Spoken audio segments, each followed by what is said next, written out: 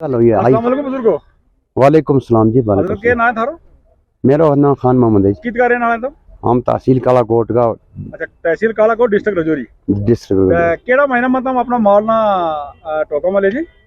हम बसाख की पहला बसाख ना लेकर निकल जाए जी। माँ टोको के ना थारी वो? हमारी टोको ना है, गाटसर ना है। अच्छा, गाटसर या मेरा लगा गांधरबल डिस्ट्रिक्ट में बाबा नगरी तो अगे बाबा नगरी गए, बाबा नगरी गए। कितना टाइम लग जाए तुमने कालाकोट तो अपनी टोको पहुंचने तक? हम 1.5 महीने तकरीबन 1.5 महीने लग जाए। आस्ते आस्ते चलता रहा और राम के नाम मार्चर गया चराई का साहब ना चलता रहा। जाहिर सी बात है कि तुम ना कम से कम 1 महीना जाता और 1 महीना आता लग जाए। जी जी 1 महीने जाता ना। 1 महीना तुम ठहरता भी ना टोके में? नहीं 4 नहीं 3 महीने ठहरा हम 3 महीने। अच्छा, ये जो तुम रस्तों में सफर करे काफी तवील सफर है जी जी।